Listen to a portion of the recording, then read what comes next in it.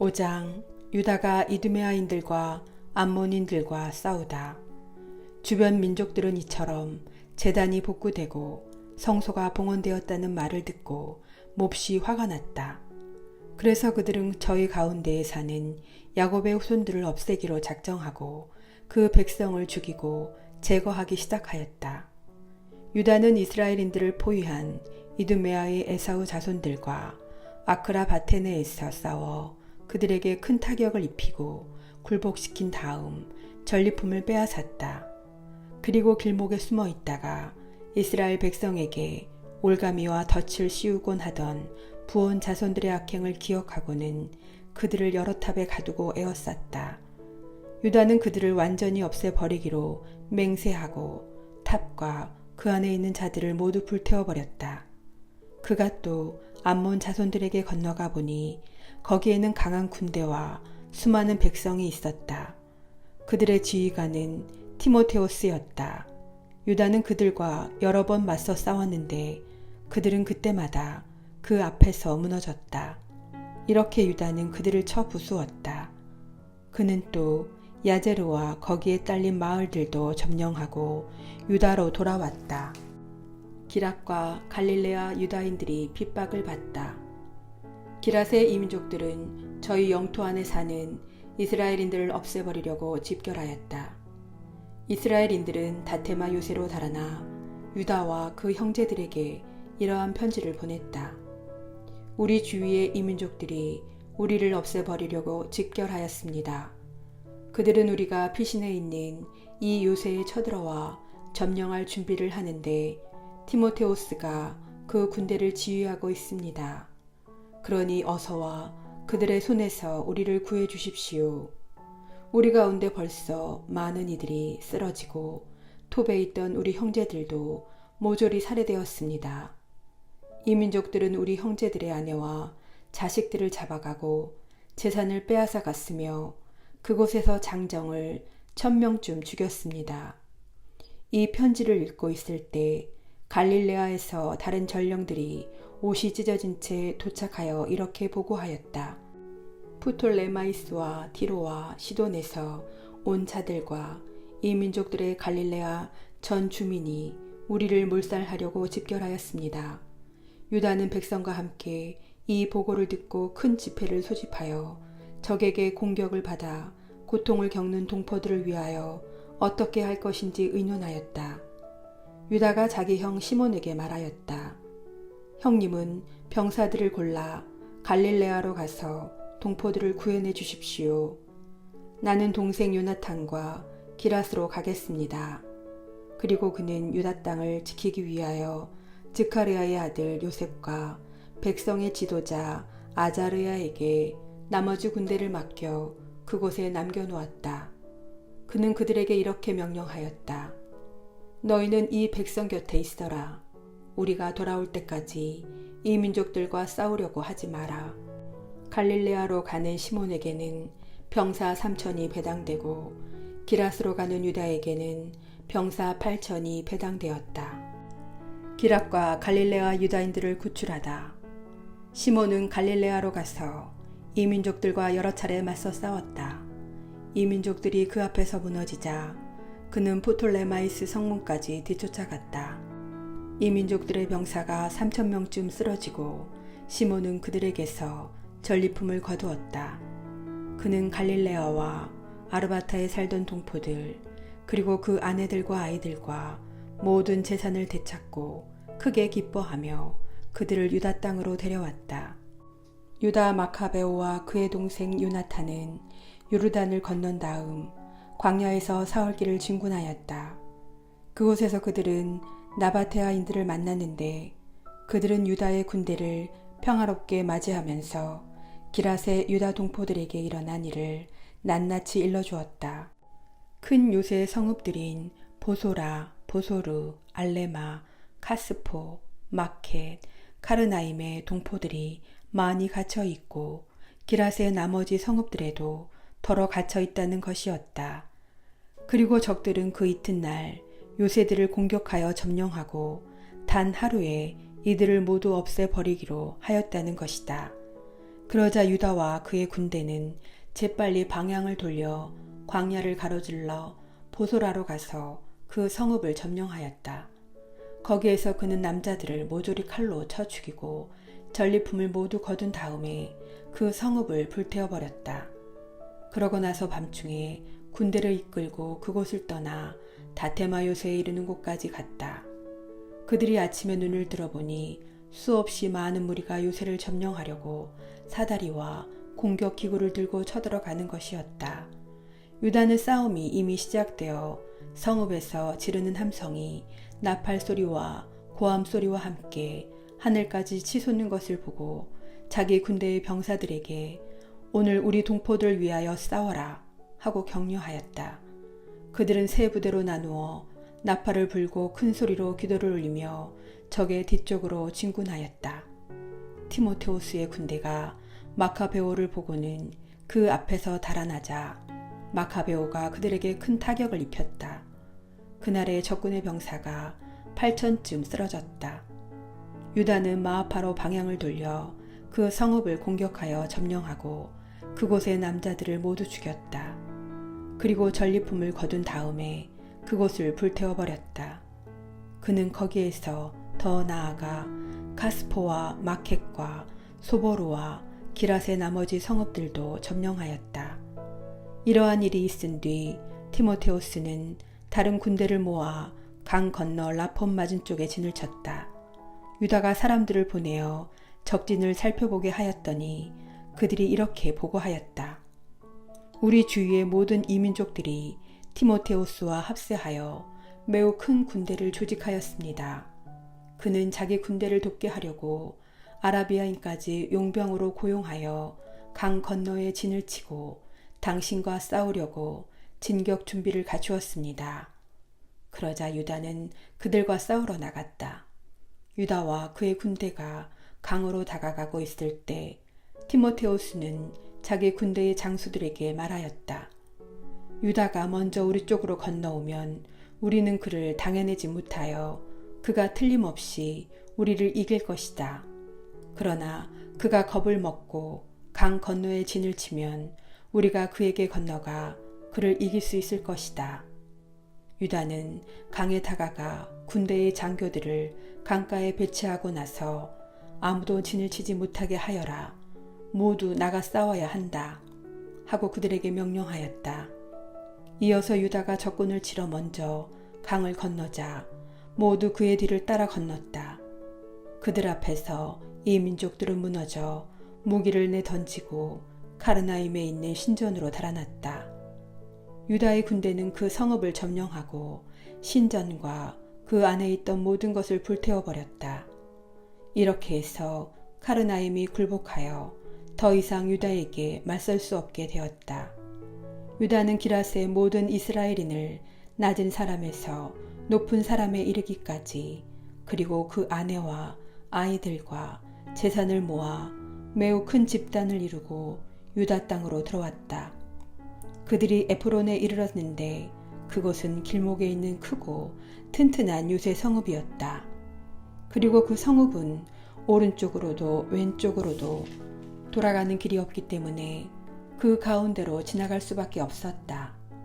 그러나 그 성읍 주민들은 그들이 들어오지 못하게 하고 돌로 성문을 막아버렸다. 유다가 그들에게 평화의 말을 전하였다. 우리는 우리 땅으로 가기 위하여 여러분의 땅을 지나려고 합니다. 우리는 결코 여러분에게 나쁜 짓을 하지 않겠습니다. 걸어서 지나가려는 것뿐입니다. 그러나 그들은 성문을 열어주려고 하지 않았다. 유다는 군대에 알려 저마다 서 있는 곳에 진을 치게 하라고 명령하였다. 군대의 병사들이 진을 치고 그날 밤낮을 꼬박 싸움 끝에 그 성읍이 유다의 손에 넘어갔다. 그는 남자들을 모두 칼로 쳐 죽이고 성읍을 완전히 무너뜨린 다음 전리품을 거두고는 죽은 자들을 밟으며 그 성읍을 지나갔다. 그들은 요르단을 건너 베스안 맞은쪽 큰 평야에 이르렀다. 유다는 길을 가는 동안 내내 낙오자들을 모으고 백성을 격려하면서 마침내 유다 땅에 이르렀다. 그들은 기쁘고 즐겁게 시온산으로 올라가 번제물을 바쳤다. 그들 가운데 아무도 쓰러지지 않고 무사히 돌아왔기 때문이다. 요셉과 아자리아가 얌리에서 패배하다. 유다와 요나탄이 기랏 땅에 있고 그의 형 시몬이 프톨레마이스 맞은쪽 갈릴레아 땅에 있을 때였다. 즈카르야의 아들 요셉 그리고 그와 함께 군대를 지휘하던 아자리아는 마카베오 형제들의 용맹과 전공을 전해 듣고 말하였다. 우리도 나가 주위의 이민족들과 싸워서 우리 이름을 떨칩시다. 그리하여 그들은 저희 군대 병사들에게 명령을 내려 얌리아로 진군하였다. 그러자 고르기아스와 그의 병사들이 성읍에서 나와 그들을 맞아 싸웠다. 그 결과 요셉과 아자리아는 패배하여 유다 경계까지 쫓기게 되었다. 그날에 이스라엘 백성 가운데 2,000명가량이 쓰러졌다. 이 백성이 크게 패배한 것은 자기들도 용명을 떨치려고 유다와 그의 형제들의 말을 듣지 않았기 때문이다. 사실 그들은 하느님을 대신하여 이스라엘을 구원한 사람들의 후손이 아니었다. 유다가 이두메아와 필리스티아에서 승리를 거두다. 유다라는 인물과 그의 형제들은 그 이름을 들은 온 이스라엘과 모든 민족들 앞에서 크게 존경을 받았다. 사람들이 몰려들어 그들을 칭송하였다. 유다와 그의 형제들은 더 나아가 남쪽 땅에 있는 에사우의 자손들과 싸워 헤브론과 거기에 딸린 마을들을 쳐부수고 요새들을 허물며 둘레에 있는 탑들을 불태워버렸다. 유다는 필리스티아인들 땅으로 더 나아가 마레사를 지나갔다. 그날 용명을 떨치려 한 사제들이 싸우다가 쓰러졌다. 그들이 무모하게 싸우러 나갔기 때문이다. 유다는 필리스티아인들의 땅 아스돗으로 방향을 돌렸다. 거기에서 유다는 그들의 제단을 헐고 신상들을 불태워버렸다. 그리고 여러 성읍에서 전리품을 거두어 가지고 유다 땅으로 돌아왔다. 6장 안티오코스 에피파네스가 죽다. 안티오코스 임금은 내륙의 여러 지방을 돌아다니다가 페르시아에 있는 엘리마이스라는 성읍이 은과 금이 많기로 유명하다는 말을 들었다. 그 성읍의 신전은 무척 부유하였다. 거기에는 마케도니아 임금 필리포스의 아들 로서 그리스의 첫 임금이 된 알렉산드로스가 남겨놓은 금 방패와 가슴바지 갑옷과 무기도 있었다. 안티오코스는 그 성읍으로 가서 그곳을 점령하고 약탈하려 하였으나 그 계획이 성읍 주민들에게 알려지는 바람에 그렇게 할 수가 없었다. 그들이 그와 맞서 싸우니 오히려 그가 달아나게 되었다. 그는 크게 실망하여 그곳을 떠나 바빌론으로 향하였다. 그런데 어떤 사람이 페르시아로 안티오코스를 찾아와서 유다 땅으로 갔던 군대가 패배하였다고 보고하였다. 강력한 군대를 이끌고 앞장서 나아갔던 리시아스가 유다인들 앞에서 패배하여 도망치고 유다인들이 아군을 무찌르고 빼앗은 무기와 병사와 많은 전리품으로 더욱 강력해졌다는 것이다. 또 유다인들이 안티오코스가 예루살렘 제단 위에 세웠던 역겨운 것을 부수어 버리고 성소 둘레의 전처럼 높은 성벽을 쌓았으며 그의 성읍인 베추르에도 그렇게 하였다는 것이다.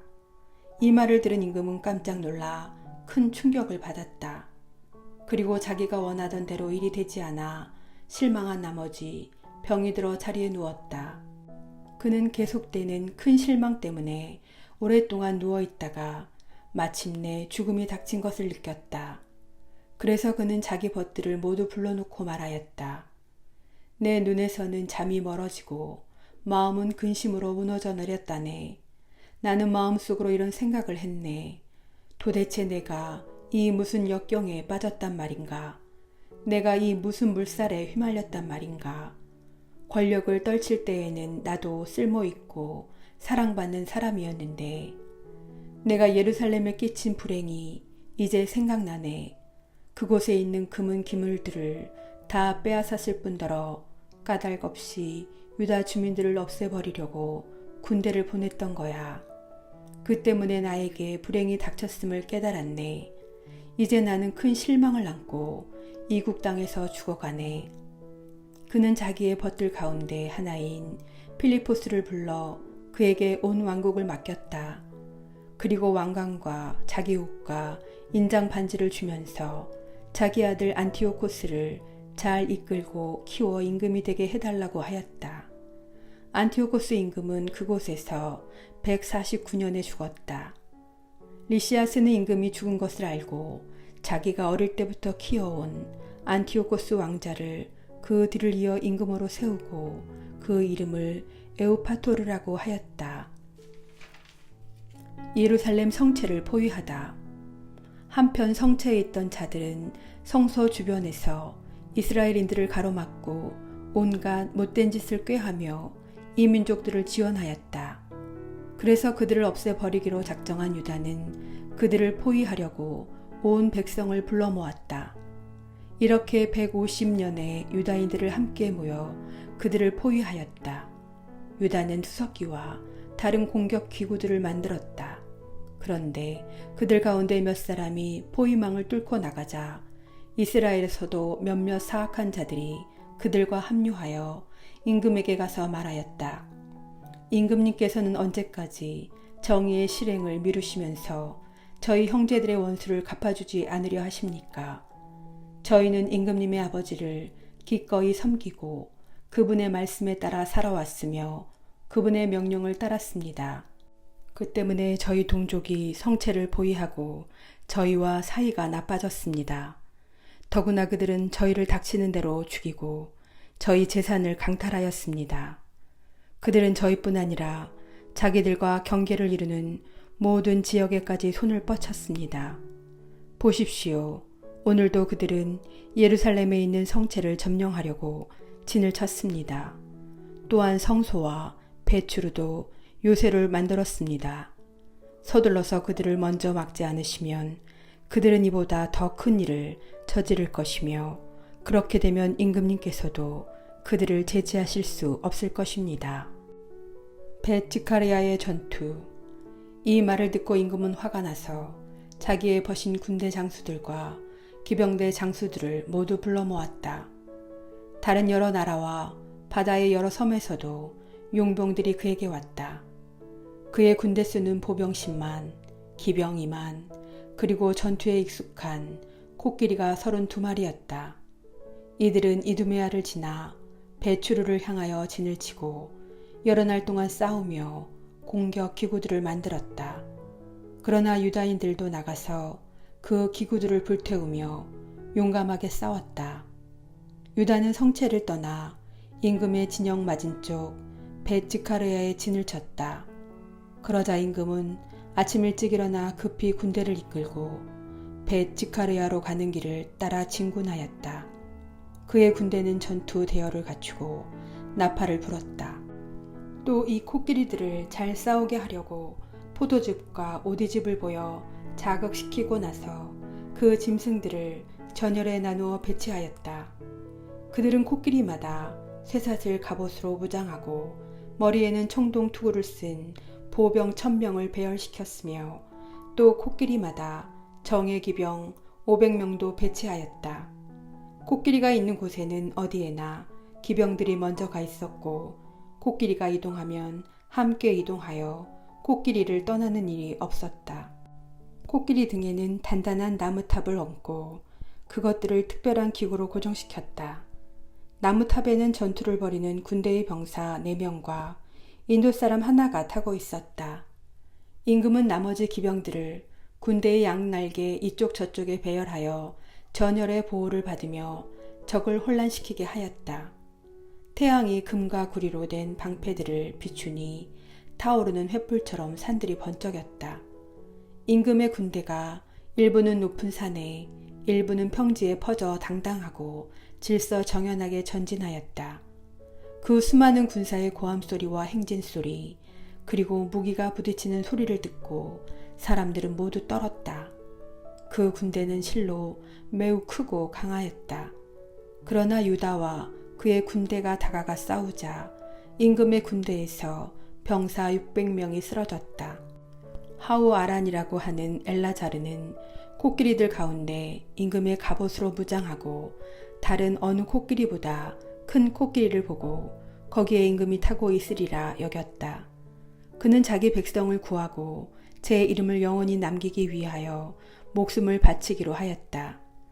그가 용감하게 전열한 가운데로 뛰어들어 오른쪽과 왼쪽에 있는 자들을 쳐 죽이자 적이 양쪽으로 갈라졌다. 그는 코끼리 아래로 들어가 그것을 밑에서 찔러 죽였다. 그러나 코끼리가 자기를 덮치며 땅에 쓰러지는 바람에 그도 그 자리에서 죽었다. 유다인들은 임금의 군대가 강력하고 그 사기가 높은 것을 보고 그들에게서 물러났다. 베추루가 점령되고 시온이 포위되다. 임금의 군대 일부는 유다인들을 쫓아 예루살렘으로 올라오고 임금 자신은 유다 땅과 시온산을 향하여 진을 쳤다. 그때 그가 베추루 주민과 화친을 맺자 그들이 성읍에서 나왔다. 이 땅에서 안식년을 지내느라고 양식이 없어서 더 이상 포위를 버티어낼 수 없었기 때문이다.